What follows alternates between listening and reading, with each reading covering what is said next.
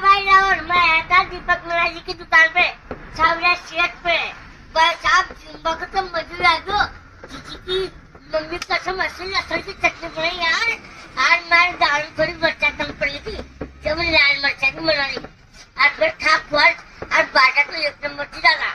Mummy कसम खा फट चल गया ना, लेकिन ऐसी जावा का अपने पैसा पाँच वाली मरखा दीजिए मुझे जाइयो जरूर आज की मरखा तो क्या कहते आगे वागे खाइयो प्रधान।